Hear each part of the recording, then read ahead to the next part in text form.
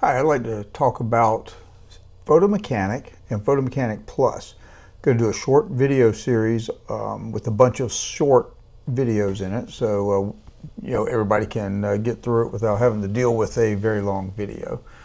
So what I'm going to talk about on the first episode here is the catalog management and how you can use this if you have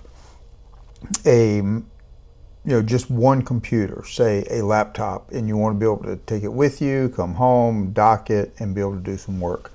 So what I have here is a MacBook Pro with a 1 terabyte SSD in it.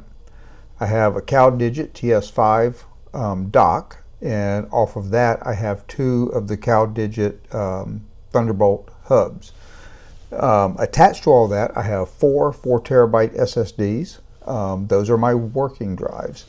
There's one for photo, one for video projects, and then one for the archive and the working catalogs for Photomechanic and Lightroom and whatever tools need catalog. In addition to that, I have 2 20 terabyte hard drives, just typical spinning hard drives. One for video, one for images. And then I have a NAS with close to 30 terabytes on it in a RAID 5 configuration, so it has some redundancy. And then the way I would use this is when the laptop is undocked, I would be using, if we go up here and look at this catalog, I would be using the mobile catalog. And as you can see, there's 3 catalogs: mobile, archive, and working. So what I do is I'll set up the 2 check boxes for search and add modify for the mobile catalog, and then we go do a job, go on vacation, whatever. I take photos, I can ingest them into a folder on the laptop's hard SSD, and from there I can manipulate all the metadata in the images. I can actually edit the images in Lightroom or DxO PhotoLab 9, whatever tool you want to use. And when you get back home and you dock the laptop, you can then take that folder and copy those images into your working SSD. So it's going to take all that metadata with it. It's going to take your settings, your edits, the whole 9 yards. It's all going to go in there with you.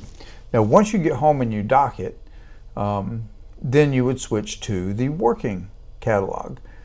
So we'll kind of show you what we got here. If you look at the folder path on the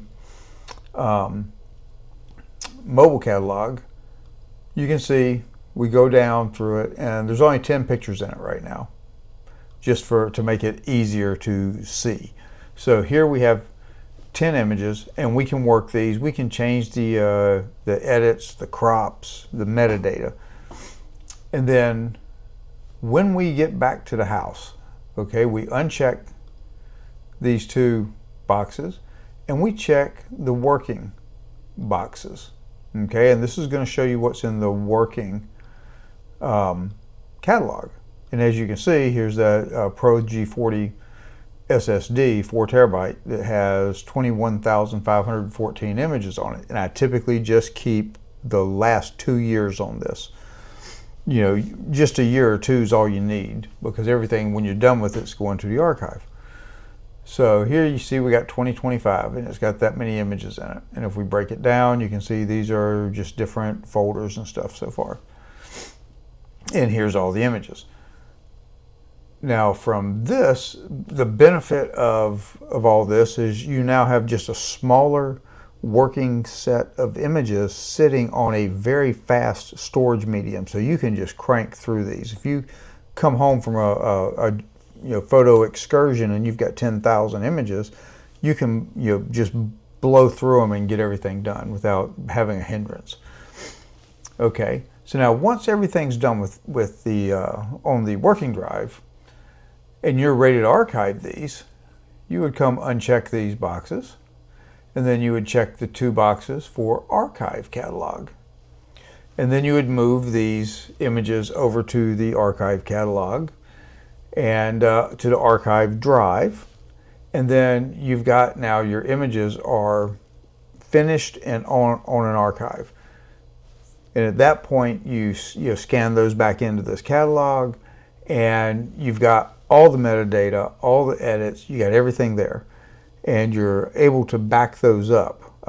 What I do is I've set jobs up using a couple of tools to move edits and images from my working drive over to my archive drive, and then from my archive drive over to my NAS unit. And then once they're on the NAS unit, at that point you've got them in two places. You've got them on a spinning drive, that's the archive drive. You've also got them on the NAS unit, which has got RAID 5. It's four big drives, so it's got some fault tolerance. If one of them goes bad, you can pull it out and then replace it, and it'll rebuild and get everything squared away for you. Now, if you want to go one step further with that, you can use a service like Backblaze or Dropbox or even iCloud, OneDrive, any of these cloud services. And you can move just your important images, the ones that you really don't want to lose, like your family images or important jobs you're working on. You can move those to the cloud and do that on a schedule as well.